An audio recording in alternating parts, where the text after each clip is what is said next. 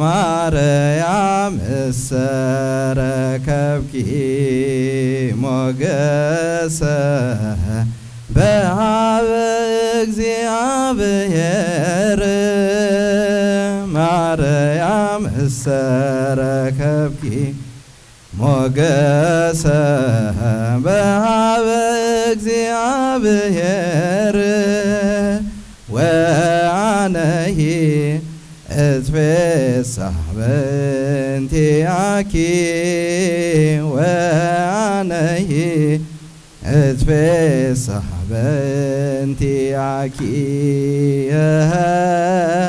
ወአነሂ እትፌሳህ በእንቲአኪ ወአነሂ እትፌሳህ በእንቲአኪ ማርያም እሰረከብኪ ሞገሰ በኀበ እግዚአብሔር ማርያም እሰረከብኪ ሞገሰ በኀበ እግዚአብሔር ወአነሂ እትፌሳህ በእንቲአኪ ወአነሂ እትፌሳህ በእንቲአኪ ወአነሂ እትፌሳህ በእንቲአኪ ወአነሂ እትፌሳህ በእንቲአኪ ነአምን ዜናሁ ለጊዮርጊስ ነአምን ዜናሁ ለጊዮርጊስ ለጊዮርጊስ ለጊዮርጊስ ነአምን ዜናሁ ለጊዮርጊስ ለጊዮርጊስ ነአምን ዜናሁ ለጊዮርጊስ ለጊዮርጊስ ነአምን ዜናሁ ለጊዮርጊስ ለጊዮርጊስ ነአምን ዜናሁ ነአምን ዜናሁ ለጊዮርጊስ ነአምን ዜናሁ ለጊዮርጊስ ለጊዮርጊስ ለጊዮርጊስ ነአምን ዜናሁ ለጊዮርጊስ ለጊዮርጊስ ነአምን ዜናሁ ለጊዮርጊስ ለጊዮርጊስ ነአምን ዜናሁ ለጊዮርጊስ ለጊዮርጊስ ነአምን ዜናሁ ጊዮርጊስ ኃያል ኃያል መስተጋድል ጊዮርጊስ ኃያል ኃያል መስተጋድል ገባሬ ተአምር ገባሬ ተአምር ኮከበ ክብር ገባሬ ተአምር ገባሬ ተአምር ኮከበ ክብር ገባሬ ተአምር ገባሬ ተአምር ኮከበ ክብር ገባሬ ተአምር ኮከበ ክብር። ይቆየን። ስብሐት ለእግዚአብሔር። በስመ አብ ወወልድ ወመንፈስ ቅዱስ አሐዱ አምላክ አሜን። እጅግ የተከበሩ አባታችን መላከ ገነት ቀሲስ ሶሎሞን ሙሉጌታ ዶክተር፣ የዚህ ታላቅ ደብር ዋና አስተዳዳሪ፣ የሁላችን አባትና መምህር፣ ካህናት አባቶች፣ እንዲሁም ወንድሞች ዲያቆናት፣ የተወደዳችሁ ምእመናን ወንዶችም ሴቶችም በክርስቶስ ሰላም እንደምን ከረማችሁ? የአምላካችን እግዚአብሔር ስም የተመሰገነ ይሁን። እንግዲህ ቸርነቱ ማያልቅ እግዚአብሔር ከ5 ወራት እንዲህ 6 ወር 5 ወር ቆይታ በኋላ ደግሞ በአካል በዓይነ ሥጋ ለመገናኘት አብቅቶናል። ጊዜው ሁሉ የሱ ስለሆነ ተመስገን ነው የምንለው። ስሙ የተመሰገነ ይሁን። እኔ ብዙ ዛሬ እንኳን ያው ገና ጉሮሮዬንም ስላልጠራረኩኝ ለሰላምታ ያህል ነው። ብዙ ስብከት የለኝም። ቅዱስ ጳውሎስ በፊልጵስዩስ መልእክቱ ምዕራፍ 1 ቁጥር 21 ላይ ትናንትና ድንገት መላከ ገነት አስተምር ብለው ወገቤን ከያዙ እንደውችን ቃል ባስተምር ብዬ በመጠኑ ያሰብኳት ነበረችና መምህር ጥበበ ትናንት ስላስተማሩ ትናንክስ ስለነበር እሷን ነው ዛሬም ደግሜ ማካፈላችሁ። ከኔ ጋር ትሉታላችሁ ለኔ ሕይወት በሉ። ሁላችሁ ሕይወት ያላችሁ የሌላችሁ ያው እንደተለመደው ዝም በሉ፣ ችግር የለው። ለኔ ሕይወት ክርስቶስ ነው፣ ሞትም ጥቅም ነው በሉት። ሞትም ጥቅም ነው። ቅዱስ ጳውሎስ ነው ሕይወትንና ሞትን ያየበትን እይታ በዚህ መልእክት ውስጥ በጣም ማደንቅበት መልእክት ነው። ለፊልጵስዩስ ሰዎች ነው መልእክቱን የጻፈው። ያው የቤተ ክርስቲያን ታሪክ እንደሚያስተምረን ሐዋርያው በእስር ቤት ሆኖ ነው ይሄን መልእክቱን የጻፈው። ምክንያቱም ቁጥር 13 ላይ ስለዚህ እስራቴ ስለ ክርስቶስ እንደሆነ በንጉሥ ዘበኞች ሁሉና በሌሎች ሁሉ ዘንድ ተገልጧል ብሎ በእስር ቤት ውስጥ ሆኖ ይሄንን መጽሐፍ እንደጻፈ ቤተ ክርስቲያን ታስተምረናለች። ወደ መጽሐፉ ወደ ትምህርቱ ከመግባቴ ግን አንዳንድ ጊዜ ስለ ሕይወት ያለን ትርጉም ምንድን ነው? በዚህ በፈረንጅ ሀገር ስለምትኖሩ ብዙ ፈላስፎች፣ ብዙ ገንዘብ ያላቸው ብዙ ሴሌብሪቲዎች ወይም ደግሞ የኳስ የሚዲያ ሰዎች ስለ ህይወት የሚሰጡት ብዙ ትርጉም አለ። በርግጥ በገደም የመጨረሻው የዓለም ሀብታም የሆኑት ሰውዬ ግን ገንዘብ ብቻ ደስታ ያመጣም የሚለውን ነገር መጥቀሳቸውን ሰምቻለሁ። ልክ ነኝ? ጥራዝ ነጠቅ አይደለም አይደለ? ልክ ነኝ። በጣም ተደሰትኩኝ። ምክንያቱም መጽሐፉ ከሚለው በላይ ዓለም እሳቸው የሚሉትን የሚሰማ ይመስለኛል። እኛ እየሄድን ያለነው እንደሳቸው በጣም ገንዘብ ለመሰብሰብ ባለ ትግል ውስጥ ስለሆነ እና አንድ ጽሑፍ አነበብኩና ለእናንተ ማካፈል ወደድኩኝ። አንድ ቀን ጧት ይላል ጸሐፊው፣ በእግዚአብሔር ሐሳብ ውስጥ ሆኜ ያለው መኝታ ክፍሌ ጸጥ ረጭ ብሎ በአጠገቤ እግዚአብሔር ያለ ይመስለኛል። አጠገባችሁ እግዚአብሔር ይኖርላችሁ እና በዚህ ጸጥታ ውስጥ አንድ ድምፅ ሰማሁኝ። ትወደኛለህ የሚል ድምፅ። ይሄ የሴት የባል የልጃገረድ የጎረምሳ የፍቅር ቋንቋ የአባቴ ልጅ አይደለም። እግዚአብሔር ነው ይሄንን ድምፅ ያሰማው ለዚህ ሰውዬ፣ ለዚች ሴትዮ። በየጾታችሁ ውሰዱ። እኔ ልምድ ሆኖብኝ በወንድ ቋንቋ ነው የምናገረው። ክፉ ሰው እንዳትሉኝ ሴቶች፣ እሺ ወገኖች። እና ጌታ ሆይ አወድሃለሁ፣ እንዴት አልወድህም አልኩት። እና ሰውነቴ ፈርጣማ ነው፣ ተክለ ሰውነቴ ያማረ ነው፣ ተንቀሳቃሽ ነኝ፣ ስፖርት ሰራለሁ፣ ጎረምሳ ነኝና በመመካበት ነገር መጣና እንዲህ አለኝ፣ ኃይል ባይኖር ሰውነት ቢከዳ ትወደኝ ነበር አለኝ።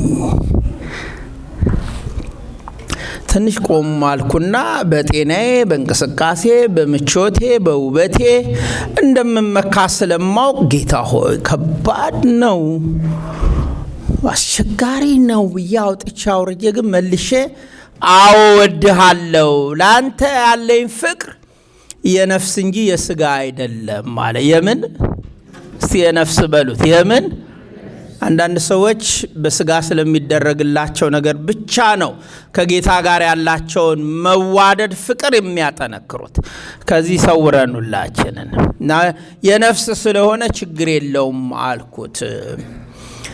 እውርስ ብትሆን ባታይስ ትወደኝ ነበር ወይ አለኝ። አሁንም ትንሽን የማልመለከተውን እንዴት አድርጌ ልወድ እችላለሁ ብዬ አሰብኩና ነገር ግን ጥቂት ረፍትና ትንፋሽ መሳብ በኋላ የእግዚአብሔር ውበት መልክ በቀለም ሳይሆን ፊቱም በማየት ሳይሆን በመንፈሱ ነው እማቀው። አምላኬን አንተን በመንፈስ በስጦታ በመግቦት ነው ማቀው። ጌታ ሆይ ፀሐይ መውጣቷን አይኔ ባያይም ሙቀቷን ግን እያየሁ ፀሐይ ወጣለች እንደምል ሁሉ ባላይህም በነፍሴ ውስጥ በምታረገው ባርኮት እወድሃለሁ አለ። ይህን ጸጋ ያድለለ ሁላችን። የባረካችሁ አሜን በሉ ወገኖች። ይባርከን ሁላችን። የሚገርምን እኔ ደስ ብሎኛል። የእናንተን አላቅም። ባትሰማስ አለው። ካልሰማውማ ማልሰማውን ድምፅ እንዴት ልወድ እችላለሁ አልኩ። አሰብኩና መለስኩና ግን ዓለም ምላሱ ዝም ቢል ጆሮ ግን የልብ ጆሮ ግን አንተን ሰምቶ ያምናል። የማይሰሙ ሁሉ በመቅደስ እንዲህ ብለው ሲያመሰግኑ አያለሁና እወድሃለሁ አልኩት ይላል። ይሄ መንፈስ ይደርብን በሁላችን። አያችሁ ምን ለማሳየት ነው የፈለኩት? በእያንዳንዱ ጉዳት ውስጥ በምንሆንበት ጊዜ ለእግዚአብሔር ያለን ክብር ሲቀንስ፣ እግዚአብሔር ደግሞ ትወዳኛለህ ወይ እያለ ሲጠይቀኝ፣ ትወደኛለህ ወይ እያለ አሁንም ሲሞግተን፣ ከእግዚአብሔር ጋር ያለን መውደድ በቁስ በኑሮ ደረጃ በመያዝ በመልቀቅ በከፍታ በዝቅታ የሚለካ ሳይሆን እግዚአብሔር በዘላለማዊ ፍቅሩ ክርስቲያን እንድንሆን ስጋ ለብሶ በደም በከፈለው ዋጋ ምክንያት እግዚአብሔርን እንወደዋለን። ስሙ ለዘላለም የተመሰገነ ይሁን። ወዳጆች ሐዋርያው ጳውሎስ ጊዜ ላለመውሰድ ብዬ ጽሑፉን ተውኩት። እንዲህ አይነት ሐሳብ ነው ዛሬ የሚያካፍለን እና ፊልጵስዩስ የምትባለው ከተማ በመቄዶንያ ውስጥ ያለች የሮም ግዛት ናት። የወታደሮች የኩራት ከተማ ናት። የንጉሠ ነገሥቶች ከተማ ናት። ጣዖት ይመለካል፣ ንጉሡም ይመለካል። ሐዋርያው ጳውሎስ ነው ያችን ቤተ ክርስቲያን የመሰረታት። የሐዋርያት ሥራ ምዕራፍ 6 ላይ አለ። ወደፊት የሐዋርያት ሥራ የምናጠና ይመስለኛል። የቤተ ክርስቲያኒቱ ሰዎች ደግሞ ልክ እንደዚህ ደብር አስገራሚዎች ናቸው። ሀብታሟ ሊዲያ አለች፣ ሐር የምትነግደው። ደጋግ የእሷ ጓደኞች ሴቶች አሉ፣ ቤተ ክርስቲያኒቱ የሚደግፉ። ተማርን የሚሉ መልካም ሰዎችም ውስጥ አሉ። የሚገርማችሁ ግን የወይኒ ቤት ጠባቂ የነበሩ የጳውሎስን ስብከት አምነው ኢየሱስ ክርስቶስ ትናንትናም ዛሬም እስከ ለዘላለም ያው ነው የሚሉ በሰው የደረጃ አቀማመጥ ወይም ረድፍ ስያሜ ተራ የሚባሉ ዘበኞች እንኳን ሳይቀር የዛች ቤተ ክርስቲያን አባላት ነበሩ። ስሙ ለዘላለም የተመሰገነ ይሁን። እዚህ ውስጥ ምንም አይነት አኗኗር ቢኖረን የአንዲቱ ቤተ ክርስቲያን ጥላ ውስጥ እስካለን ልጆች ድረስ ተብለን የምንጠራው የእግዚአብሔር ልጆች፣ የቅዱሱ ማህበር አባላት፣ የኦርቶዶክሳዊት ቤተ ክርስቲያን ተከታዮች ተብለን እንጠራና በአንድ ላይ ስሙን አባታችን ነው ብለን እንጠራለን። ምን ብለን እንጠራለን? አባታችን። ብሔር፣ ቋንቋ፣ ደሞዝ፣ የአኗኗር ደረጃ፣ አመለካከት፣ ፖለቲካ ወዘተ እንኳን ቢለያየንም በመቅደሱ ስንሆን ግን በአንዱ ጥላ ውስጥ እንሆንና አባታችን ነው ብለን እንጠራዋለን። ስሙ ለዘላለም የተመሰገነ ይሁን። እና እስር ቤቱ ትንሽ ልንገራችሁ ስለ ሮም እስር ቤት። አንዲት ቀዳዳ ነው የምትኖረው። በዛች ቀዳዳ ውስጥ በገመድ ታስረው ነው የሚወርዱት። ታች ያለው እስር ቤት በጣም ይቀዘቅዛል።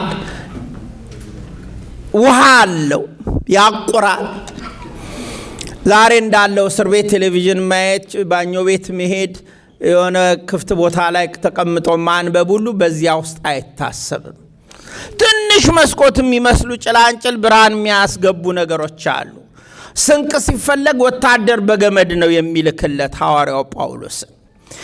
እዛ እስር ቤት ውስጥ ታስሮ በዚያ ጥበቃ ውስጥ ሆኖ በሕይወት ይኑር ወይም ይሙት ነገን የማያውቀው ሰውዬ ያ ቅዱስ የእግዚአብሔር ሰው በምንም አይነት አኗኗር ውስጥ ቢኖር ምስጋና ለእግዚአብሔር ማቅረብ እንደሚገባ እንዲህ ብሎ ያስተምረናል። ምዕራፍ 4 ቁጥር 4 ላይ ፊልጵስዩስ ሁል ጊዜ በጌታ ደስ ይበላችሁ። በማ ደስ ይበላችሁ? በጣም ከባድ፣ ብዙ ክርስቲያኖች የሚከብደን ነገር ይሄ ነው። እንዴት ሁል ጊዜ? በታወከ ትዳር ውስጥ እንዴት ሁል ጊዜ? ስራ በማጣት ውስጥ እንዴት ሁል ጊዜ? ከባድ በሆነው በልጅ አስተዳደግ ውስጥ እንዴት ሁል ጊዜ? መተፋመን በጠፋበት ዓለም ውስጥ እንዴት ሁል ጊዜ? ፖለቲካው ቀኝና ግራ አድርጎ አንዱ አንዱን ነቅሎ አንዱ አንዱን አጥፍቶ በሚባላበት ጊዜ እንዴት ሁል ጊዜ ደስ ሊለን ይችላል ብለን እንጠይቃለን። እመኑ ግን ሰው በእግዚአብሔር ጋር ጥብቅ የሆነ ወዳጅነት ሲመሰርት ምሬት የሚባለው መርዝ ያወጣና ተመስገን የሚባለው መድኃኒት በአፉ መጨመር ይጀምራል። እስቲ ተመስገን በሉ ሁላችሁ። ድገሙት እስቲ። ሐዋርያው ምን ይላል? ሁልጊዜ በጌታ ደስ ይበላችሁ። ደግሜ እላለሁ፣ አጸናዋለሁ፣ ደስ ይበላችሁ። ገርነታችሁ ሁሉ ለሰው እንዲታወቅ። ጌታ ቅርብ ነው፣ ሩቅ አይደለም። የራቃችሁ መስሏችሁ ብትሰፍሩ፣ ብትሰነዝሩ፣ ብትለኩ፣ የታል እያላችሁ ብትፈልጉ እግዚአብሔር ቅርብ ነው አለ። ቅርብ ይሁንልን ለሁላችንም በብዙ ችግር ውስጥ ላለ ነው። በነገር ሁሉ በጸሎትና በምልጃ ከምስጋና ጋር በእግዚአብሔር ዘንድ ልመናችሁን አስታውቁ እንጂ በአንዳች ነገር አትጨነቁ። ምን አትበሉ? ይሄ አሁን የእስር ቤት መልእክት ይመስላል። ይሄ አሁን በቀን አንዴ እንኳን ምግብ የማያገኝ ሰው የመልእክት ይመስላል። ይሄ አሁን ቁር የሚፈራረቁበት ሰው መልእክት ይመስላል። ይሄ ከብዙ ምቾት ስፍራ ከነገስታት ቤት ከመኳንንት ቤት ወይም ከመሪዎች ከገዢዎች ወይም እንደኔ በምቾት ካሉ ከቤተ ክህነት ሹማምንት የተነገረ መልእክት ነው የሚመስለው። ግን ከእስር ቤት የተነገረ መልእክት ነው። ሰው ከእግዚአብሔር ጋር ሲሆን ምንም አይነት አኗኗር ውስጥ ቢገባ መጨነቁን ትቶ ልመናውን ከምስጋና ጋር ለማ ያቀርባል። ወገኖች እስቲ ተመስገን በሉ። አሁን ስሙ የተመሰገነ ይሁን። እና ሐዋርያው በዚህ መልእክት ውስጥ የደብዳቤው ዋና አውድ ሕይወት ማለት ከክርስቶስ ጋር ህብረት ማድረግ ነው። ሕይወት ብላችሁ ምትቆጥሩት፣ ምትዘረዝሩት፣ ምትደክሙለት፣ ምትለፉለት ነገር ሁሉ በዚህ ምድር ላይ ለዘላለም አያኖራችሁም።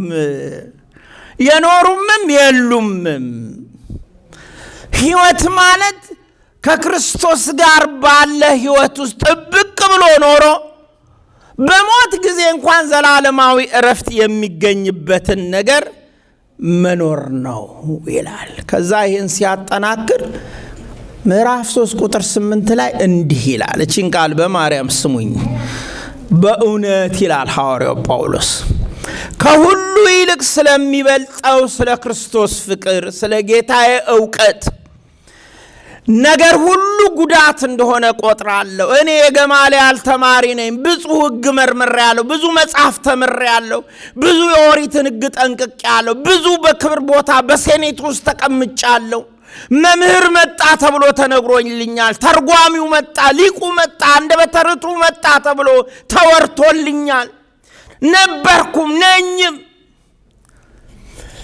ነገር ግን ይሄንን ከክርስቶስ ፍቅር ጋር ሳነጻጽረው ጉዳት እንደሆነ አወቅኩኝ ይላል። ይሄን ልቦና ይስጠለሁላችን። አያችሁ፣ ያዝን ምንለው፣ ያዋጣናል ምንለው፣ ያሻግረናል፣ ያቆየናል ምንለው ነገር በሙሉ ከክርስቶስ ጋር ሲነጻጸር ለካ ሚዛን የለውም፣ ባዶ ነው። ለዚህ ነው ብዙ ሰዎች ባልተጠበቀ ሁኔታ በድንገት ሲሞቱ እናያለን። ሞት ምንም እንኳን አዲስ ባይሆንም። አሁን እዚህ ሀገር አንድ ጥሩ የቤተ ክርስቲያን ሰው ነበር አሉ 30 ደቂቃ ለእረፍት ከአውቶቢስ ላይ ወርዶ ስኩል ባስ ነው የሚነዳው ነው የሰማሁት። ነቀሳኪ ያውቁታል። እኔም 1-2 ቦታ ንግስ ላይ አይቼዋለሁ። አልሰበሰበም፣ አላዘጋጀም። ያለኝ ይሄ ነው፣ የተረፈኝ ይሄ ነው፣ የሚጎርለው ይሄ ነው፣ ልጆቼም በዚህ ጋር ባለቤቴም በዚህ ጋር አላለም። እረፍት ባለበት በዛው ተዘርግቶ ሄደ። ነፍሱን ይማርልን እግዚአብሔር። የሚገርማችሁ ዝም ብላችሁ ይሄ በእኔ ቢሆን ብላችሁ አስቡ። ሐዋርያው ይሄንን ስለሚያቅ ስለ እርሱ ሁሉን ተጎዳው ክርስቶስንም አገኝ ዘንድ በክርስቶስ በማመን ያለው ጽድቅ ከሌላ ነገር ጋር ሳነጻጽረው እንደ ቆሻሻ ቆጥረዋለሁ ይላል። እቺን ቃል ከኔ ጋር በሉ። እንደ ቆሻሻ ቆጥረዋለሁ። ዕውቀታችሁ ጥሩ ነው፣ ሀብት ጥሩ ነው፣ ጤና ጥሩ ነው፣ ስፖርት ጥሩ ነው፣ ትዳር ጥሩ ነው፣ ዕውቅና ቤተሰብ ማፍራት ጥሩ ነው። ክርስቶስ ከሌለበት ግን እኒህ ሁሉ ነገሮች ቅዱስ ጳውሎስ እንዳለው እንደ ቆሻሻ ቆጥረዋለሁ። ግሪኩ ቃል ስኩፑላ ይለዋል። በጣም ፋንድያ እንደማለት ሰው ማይነካው ሰው የሚጠየፈው ማለት ነው። ተወዳጆች ባካችሁ በትዳሮች ውስጥ ክርስቶስ ይኖርበት። አሜን በሉ። እባካችሁ በእውቀታችሁ ውስጥ ክርስቶስ ይኖርበት። እባካችሁ በገንዘባችሁ ውስጥ ክርስቶስ ይኖርበት። እባካችሁ በዚህ ሞት አይነካውም ተብሎ በሚታሰበው አካላችሁ፣ ውበታችሁ፣ ቁንጅናችሁ፣ ጉብዝናችሁ፣ ወጣትነታችሁ ውስጥ ክርስቶስ ይኖርበት። እንደዚያ ሲሆን ነው ውበት ጥፍጥና። ሐዋርያው ተናገር። ለካ ያኛው የኑሮ ክፍል ዝም ብሎ ድካም ነበረ። እውቀት ብዬ የለፋውበት፣ ክብር ብዬ የለፋውበት፣ ጉብዝና ብዬ የለፋውበት ሁሉ ከንቱ ነበር፣ ቆሻሻ ነው ከክርስቶስ ጋር ሳነጻጽረው ብሎ ይናገር ነበር። ለምን ቢባል ብኖርም የጌታ ነኝ ብሞትም የጌታ ነኝ አለችን። አብረን እንበል። ብንኖርም በሉ ሁላችሁም የማንን ብንሞትስ? ስለዚህ ሐዋርያው ምን አለ? ሞት እንኳን ስለ ሞት እንኳን ያለን ትርጉም አሁን በሱ ዘመን በክርስቶስ ያሉ ክርስቲያኖች እንደ ወራዳ ሞታቸውም እንደ ልክስክስ ሞት በሚቆጠርበት ጊዜ ስለ ሞት ያላቸው አታይ ክርስቲያኖች እንዲስተካከል ብሞት እንኳን ክርስቶስ ትርፌ ነው አለ። ትርፍ ይሁነን ለሁላችን። ምክንያቱም ክርስቶስ ሞትን አጥፍቶታል። ሞትን ድል ነስቶታል። ለእኛ ሞት መጨረሻችን ሳይሆን ሞት ወደ ሙላት መግቢያ፣ ለዘላለም የመኖሪያ በራችን ነው። ሞቶ ወዴት አለህ ብሎ ሐዋርያው ጳውሎስ እንደተናገረው በቆሮንቶስ መልእክቱ ላይ።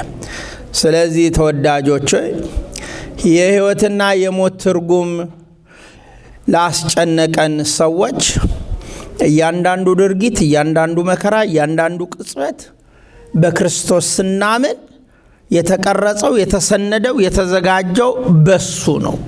አሁን ያለን አኗኗር ሳይቀር ፊልጵስዩስ ምዕራፍ 2 ቁጥር 13 ላይ ስለ በጎ ፈቃዱ መፈለግንም ማድረግንም በእናንተ የሚሰራ እግዚአብሔር ነው። በእኛ የሥራ እግዚአብሔር ወገኖች፣ በእኛ የሚሰራ እግዚአብሔር ነው ይላል። ስለዚህ ነው በመጽሐፍ ቅዱስ ውስጥ ብቻ ሳይሆን በገድሉ በትሩፋት ውስጥ የታመኑት የእግዚአብሔር ሰዎች ለእኔ ሕይወት ክርስቶስ ነው፣ ሞትም ቢሆን ጥቅሜ ነው፣ ብሞትም ከሱ ጋር ነው መሆነው፣ ብኖር ደግሞ የሚያኖረኝ ክርስቶስ ነው ብለው ራሳቸውን ለሰማዕትነት፣ ራሳቸውን ለእሳት፣ ራሳቸውን ለሞት፣ ራሳቸውን ለመከራ ሲሰጡ የኖሩት በዚህ መንፈሳዊ ሕይወት መርህ ውስጥ ነው። ስለዚህ ሕይወት ምንድነው? ልፋት ምንድነው? ድካሜ ምንድነው ለምትሉ ሰዎች ድካማችሁ፣ ልፋታችሁ፣ ኑሯችሁ መልክ እንዲይዝ የምትፈልጉ ከሆነ ትንሽ ወደ ክርስቶስ አስጠጉት። ምን ማለት ነው? ያልቆረባችሁ ቁረቡ ነው። ግልጽ ነው የምናገረው ነገር። ንስሐ ማትገቡ ሰዎች ንስሐ ግቡ ነው። አሁን የጾማችን ጊዜ መጥቷል።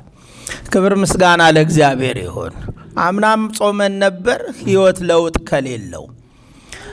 አምናም ከመባልት ተቆጥበን ነበር፣ ኃጢአትን ካልተቆጠብን። አምናም በእግዚአብሔር ቤት እንገኝ ነበር፣ ነገር ግን ከኃጢአት ከተማ ዘንድሮ ካራቅን። አምናም ሳንቆር ቆይ ዘንድሮማ እንደምንም ልለፈውና ለሚመጣው ዓመትማ አረጋዋለሁ ብለን ዝተን ፎክረን አቅደን የነበርን ሰዎች ዘንድሮ ማናረገው ከሆነ የሕይወት ትርጉም ገና አልገባንም ማለት ነው።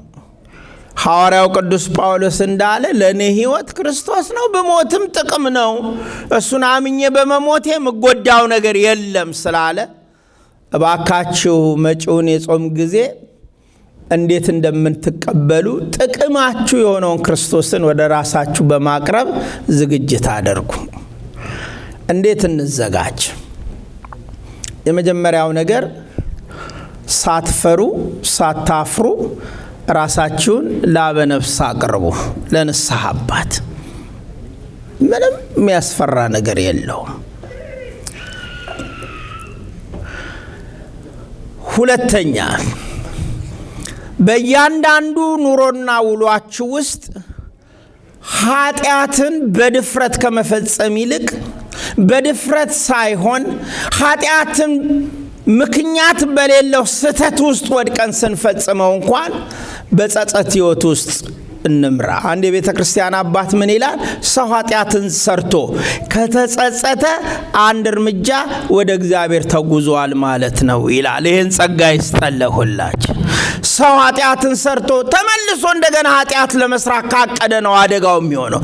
ሰው ኃጢአትን ሰርቶ ግን በጸጸት ሕሊና ውስጥ ራሱን ከከተተ እግዚአብሔር ከሱ ጋር ይሆናል። ሁለተኛ ጾማችንን ሶስተኛ እንዴት እንቀበለው? እንደምታውቁት በኦርቶዶክስ ቤተክርስቲያን ጾም ሕይወት ክርስቶስ ነው ካልን ከመባልት መከልከል ብቻ አይደለም። እንደ ድል ሆኖ የዛሬ ዘመን ሳይንስ ከመብል መከልከል ጥቅም እንደሆነ እያደረገ እየነገረን ነው። ልክ ነኝ አይደል ወገኖች? ምክንያቱም ይሄ ምንድነው ፋስቲንግ የምትሉት እናንተም ሰዎች እሱም ፕራክቲስ ያደርጋሉ። ለክርስቲያኖች ግን ከዚህ በተለየ አታይ ነው ጾማችንን መጾም ያለብን። ለእግዚአብሔር በመገዛት የሕይወቴ ገዢ አንተን ከምግብ ርቄ ነፍስ ጋር የምትፈልገው ብዙ ምኞት ገድቤ ጎትቼ ትቼ ለአንተ ለመማረክ ራሴን ሰጣለሁ በሚል መንፈስ መቅረብ መቻል አለብን። እውነት ነው። አሁን እዚህ ሀገር ባይኖርም እዚህም ሊኖር ይችል ይሆናል። በእኛ ሀገር ሰው ስለ ምግብ ያለው አታይ ያው እንደምታውቁት ነው። አንዳንዱ ምን እበላለሁ ብሎ ይጨነቃል። ምንድነው ነገ ምበላው? ማታ ዳቦ በሻይ በልቶ አድሮ ስለ ነገው ረሃቡ የሚያስብ ሰው ኢትዮጵያ ውስጥ ብዙ ነው። ይገርማቸዋል። አሁን በዚህ 5 ወር ውስጥ ደግሞ ያየሁት ነገር ጉዳዩ ተባብሶ ጣራ ላይ ደርሷል። ድሮ ቤተክርስቲያን አስተምረን ስንወጣ ምንም ቢሆን ቄስ አይለመንም። ይለመናል ወገኖች። አባታችን ምበላው የለም ይሉናል። አሁን በእርግጠኝነት ይመጣል። ትልልቅ ሰዎች ነው የሚሉት። ትልልቅ እናታችን የሚያካክሉ የታሉ የዳዊት አባት እሳቸው የሚያካክሉ መተው ምን በላው አጣን ይላሉ። ምን ሽማግሌ መኳንንት ወረደና ልብስ የለበሰው ሁሉ ምን በላው አጣብን። እፍረት የለም በዚህ ጉዳይ ላይ ተጨንቀዋል ማለት ነው። ይሄ ሰሞኑን እየሞከርኩ ነው ያለው ልጅ ራሱ አሳዛኝ አይደለ? አይታችሁታል ቲክቶክ ላይ ልክ ነኝ የቤት ክራይ ክፈል ሲለው እየሞከሩ የብዙዎች ኑሮ እየሞከሩ ነው። ምሕረቱን ያደርግልን እግዚአብሔር። በሌላው አንጻር ደግሞ ስለሚበሉት ነገር የሚጨነቁም ሰዎች የሉም ማለት አይደለም። ለሆዴ ይስማማኛል፣ ለጤናዬ፣ ለስኳሬ፣ ለጉበቴ፣ ለመልኬ፣ ለፊቴ መጨማደድ፣ ለዳይቴ፣ ለምኔ እያሉ ጠረጴዛው ሞልቶ የትኛውን መቁረስ እንደሚገባቸው ደግሞ የሚጨነቁ አሉ። በጾማችሁ እናንተ ግን እንዲህ እንዳታደርጉ።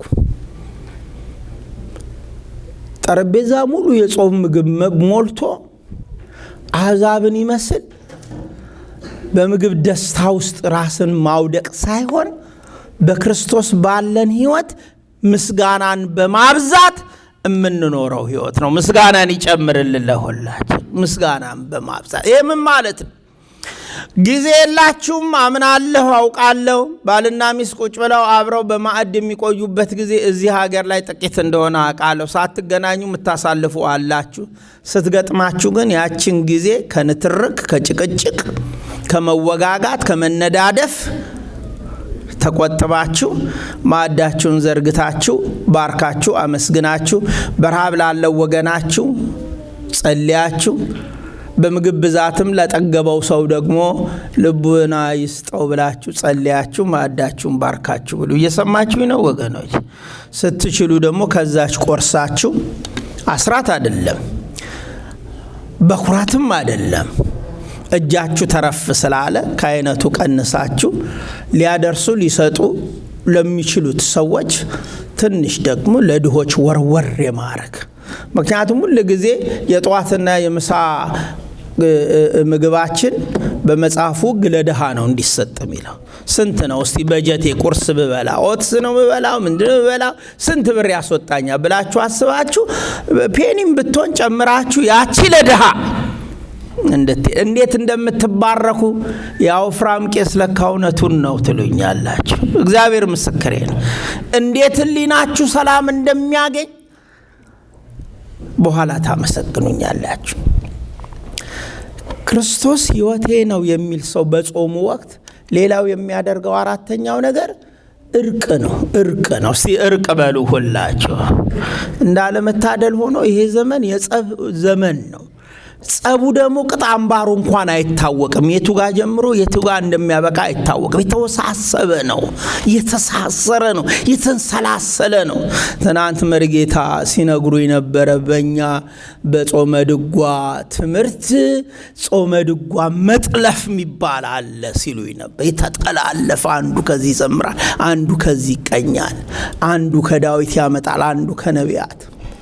የዘንድሮ ጸብ እንዲህ የተጠላለፈ ነው። ግን በተቻለ መጠን እርቅ ለማድረግ ሞክሩ። እግዚአብሔር ይታረቀን ሁላችን። በባል ውስጥ የባል ቤተሰብ ጋር ግጭት ውስጥ ያለሽ ሚስት በተቻለ መጠን ለመፍታት ሞክሪ። በሚስት ውስጥ በባል ከሚስት ወገኖች ጋር ያለ ግጭት ካለ በተቻለ መጠን ለመፍታት ሞክሪ። ከባልሽ ጋር ከሚስት ጋር ለመጣላት ጥቂት ቅር ምታክል ጉዳይ የልጆቼ ብላችሁ ተንጠልጥላችሁ ያላችሁ ሰዎች እሷም ተበጥሳ ተወዳድቃችሁ ሳትሰባበሩ በፊት ክሯን በዚህ ጾም ውስጥ አጠንክሩ። እየሰማችሁ ነው ወገኖች? ትንሽ ጨምሩበት ገመድ፣ ማጥበቂያውን ገመድ እንደምንም ጨምሩበት። ማርያም ትርዳችሁ። ሴቶች አሜን አትሉ? ኃይል አለ መሰለኝ እናንተ ጋር አሜን አትሉም? አሜን በሉ። እርቅ ያስፈልጋል። እርቅ አይነቱ ብዙ ነው። የመጀመሪያው ነፍስን ከጌታ ጋር ማስታረቅ፣ በማወቅ ባለማወቅ ለተሰሩ ለተፈጸሙ፣ በመተላለፍ ለተደረጉ፣ በትዕቢት ለተደረጉ፣ በማናለብኝነት ለተደረጉ ጉዳዮች ሁሉ ጌታ ይቅር በለኝ ብሎ ጌታን ይቅርታ መጠየቅ ነው። ይቅር ይበለን ሁላችን። ቀጥሎ ደግሞ በሰዋዊው ባህሪ ለገጠመን ጉዳይ ላይ ብትችሉ በማርያም ደውላችሁ ይቅርታዬን ሰጥቼሻለሁ፣ ይቅር በይኝ፣ ይቅር ብዬሻለሁ ተባባሉ። የማይሰማችሁ ክፉ ሰው እንኳን ከሆነ በደንብ በእግዚአብሔር ፊት ጌታ ሆይ፣ አምላኬ ሆይ፣ ንጉሴ ሆይ ሁሌ እኔን ይቅር የምትል እውነት እልሃለሁ ሰዋዊ ኩራት ትዕቢት ይዞኛ አይደለም ከተጣዬ ክፋት ግን የተነሳ ብደውልላት እንኳን የበለጠ ነፍሴን ስለምትወጋ እኔ በእምነት ግን ይሄን ሰው ይችን ሰው በፊትህ ይቅር ብያለሁ ብላችሁ በእግዚአብሔር ፊት ቆሙ። ሰምታችሁኛል ወገኖች? እግዚአብሔር ይርዳችሁ። ይቅርታ የማያውቅ ሰው ደጋግሜ እዚህ ጉባኤ ላይ ተናግሬያለሁ። አባቶች ሰይጣን ይጋልበዋል ይላሉ። ይቅርታ በሉ ክርስቲያን። ይሄ መሰረታዊ መልእክቱ። ብዙ ነገር ነገርኳችሁ አይደለ? የመጨረሻው በዚህ በጾማችሁ ወቅት ውስጥ የክርስቶስን ሕማም እያሰባችሁ ከእግዚአብሔር ቃል ጋር ያላችሁ መጣበቅ ይጨምር። በተቻለ መጠን ትንንሽም ጸሎት ቢሆን ጠዋት፣ ትንንሽም ጸሎት ቢሆን ማታ ጸልዩ። እሺ ወገኖች፣ እኔ እንደ ፈሪሳዊ አርዝሙ ብዬ እናንተን አላስቸግራችሁም። የሚያውቃችሁ አምላክ አለ፣ ይወቃችሁ እግዚአብሔር። ለበረታ 50ውን ዳዊት 150ውን ዳዊት ጸልዮ ቢያድር በረከት ነው አይደለም? ቀሲሳክ ላልበረታን ግን ለኔ ቢጤ ዘንዶ ለሆንን ሰዎች ግን በያንስ እንኳን ጠዋት ተመስገን ማታ ተመስገን ብላችሁ እደሩ። እግዚአብሔር የምስጋና ሕይወት ባፋችን ይሙላ። የመጨረሻ በጾም ውስጥ ከዲያብሎስ የሚመጣብን ትልቁ ፈተና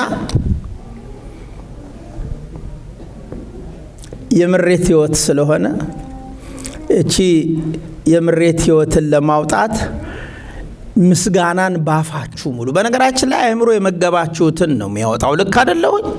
እና በጣም ምስጋና ጨምሩ። እኔ ማን ነኝ? ቤቴስ ምንድን ነው ብላችሁ። እውነት ነው። አሁን ጓደኛሽ ኢትዮጵያ በምን አይነት መከራ ውስጥ እንዳለ ይታወቃለች። ጓደኛ ኢትዮጵያ በስንት አይነት ችግር ውስጥ እንዳለ እዚህም ሀገር ቢሆን አንተ ክርስቲያን ነህ፣ አምሮብሃል፣ ልጅ አለ፣ ትዳር አለ። ባታምንበትም ስለ ልጆች ስትል ቤተ ክርስቲያን እየመጣህ ነው አይደል ወገኖች? ወይም ሚስትህን ለማስደሰት ወይም ባልሽን ለማስደሰት እነዚህን ሁሉ ነገር ግን ጨምርና ተመስገን ነገ ደግሞ ለበለጠ ታበቃኛለህ ብላችሁ የምሬት አፍን አውጥታችሁ በአንደበታችሁ ምስጋናን ጨምሩ። እግዚአብሔር የተመሰገነ ይሁን። ይበቃኛል፣ ለእኔ ሕይወት ክርስቶስ ነው፣ ሞትም ቢሆን ጥቅም ነው። ሞተህም ከእሱ ጋር ነው የምትኖረው፣ ስሙ የተመሰገነ ይሁን። ኖረህም ደግሞ የሚባርክ ክርስቶስ ነው። አዲስ አበባ ጥሩ ጊዜ ነው አሳልፌ የመጣሁት። አንድ ቀን ጊዜ ሳገኝ የት እንደዋልኩ የት እንዳደርኩ አሳያችኋለሁ ፎቶ ስለማነሳ። ቄሰ ገበዝ ግን ምን አሉኝ? መላከሞይ ጠቁራ ነው የመጣኸው አሉኝ። ጠቆርኩ እንዴ? አንበር ጭቃ አልተቀባውም እንግዲህ። ከዛ ምን አልኳቸው? እኔ ሆኜ ነው ይህንንም ይዤ የመጣሁት በሰላም። ሌላሽ ብትሄጂ እዛ ከስለሽ ነበር ምትመጪው እያለ እኔ ሆኜ ችየው ነው ስለኖርኩበት። አደርቂ ሰገበስ ግን ጥሩ ነበር። በዓል በጣም ደስ የሚል በዓል ኢትዮጵያ ውስጥ አክብረናል። የማይረሱ ልደት ቆንጆ ነበር። የአላፋት ዝማሬ ቆንጆ ነበር። ማን የተመሰገነ ይሆን? መቼም ህዝቡ ለሃይማኖት ያለው መነቃቃት ማመን ነው የሚያቀታችሁ። የሚገርም ጥምቀት እንግዲህ ዝናር ታጥቄ መተኮስ ከጀመርኩ ጀምሮ 31ኛ ዓመቴ ነው አዲስ አበባ ሳሳልፍ። እንደ ዘንድሮ ጥምቀት አላየሁ። ማመን ነው የሚያቀታችሁ። የፈለገ ጉሸማ የፈለገ አድሎ የፈለገ ምናምን ነገር ቢኖር እግዚአብሔር ከቤተ ክርስቲያኒቱ ጋር እንዳለ የምታውቁት እዛ ነው። ማን ከቤተ ክርስቲያኒቱ ጋር አለ? ያለ ድካም። አቤት ወጣቱ፣ አቤት ወጣቱ! ግሩም ጊዜ ነው ያሳለፍነው። ቄስ ዳዊትንም አንድ ቀን ይዣቸው ሄጄ አብረውኝ ያሳልፈዋል። ውለታዬን እዚህ ተወጥቻለሁ ማለት ነው። እና እሳቸውንም አብረን አሳልፈናል። ቀደም ሲል ደግሞ ቀሲሳኬ አብረን ስለነበር ሄድ ነው እና ጥምቀት አስተሪዮም ግሩም ጊዜ ነበር። ሌላው ጊዜ እንግዲህ እንዳለ ነው። እንዳለ ያለውን በሰማይ ያለው እግዚአብሔር ያስተካክለው ሁሉን። ተባረኩ። አብረን እናሳልፋለን። ቀሪውን 4 ወር ደግሞ መቆይ ይመስለኛል። ቤተ ክህነት የሰጠኝ 3-4 ወር ፍቃድ ነው። አምታትቼ ነው የምመጣው ጧጧጧ አርጌ ማለት ነው። እዚህ ሆኜ ደግሞ ማጸንና ያው ለራሴ ነው ለእናንተ ብቻ ብዬ አይደለም። እንማማራለን። መልአከ ገነት በሚሰጡን መርሃ ግብር ላይ ማስቀደስ ሞክሩ። ቅዳሴ ላይ 10 ደቂቃም ቢሆን ወንጌል ለመማማር የዕለቱ ወንጌል እንሞክራለን። ግልጽ ነው አይደለ? እነዚህ የሁዳዴ የአብይ ጾም ሰንበቶች በዓመት አንዴ ነው የምናገኛቸው። በዓመት አንዴ ነው ያ ታሪክ የሚተረከው። እዚህ ስንመጣ ሌሎች ተከታታይ ትምህርቶች፣ ፕሮግራሞች፣ ዝማሬዎች ስለሚኖሩን እንዳያጨናንቅብን 10 ደቂቃ እንደ አዲስ አበባ አረፍ ብለን ወንጌል እዛ ደግሞ እንማራለን። እዚህ ደግሞ ተከታታይ የሚሆኑ ትምህርቶች ቄስ ብሩክም አለ፣ እኔም አለው፣ ነቀሳኬም አሉ፣ ቄስ ገበዝም አሉ፣ ቄስ ዳዊትም አሉ፣ ሌሎችም አባቶች እንዲሁ በመሃል እየተጋበዙ ክቡር አባታችን መልአከ ገነትም ሲመጡ አብረን እንዲሁ እንበረታለን። እግዚአብሔር መዋለ ጾሙን በሰላም ጀምረን ለመፈጸም ያብቃን። ሁላችን ነቃበሉ፣ አትጨነቁ። እንደ ቅዱስ ጳውሎስ ለእኔ ሕይወት ክርስቶስ ነው፣ ሞትም ቢሆን ጥቅም ነው በሉ። ሞትም ቢሆን ጥቅም ነው። ቆርቦ የሞተ ሰው ተጠቃሚ ነው። ንስሐ ገብቶ የሞተ ሰው ተጠቃሚ ነው።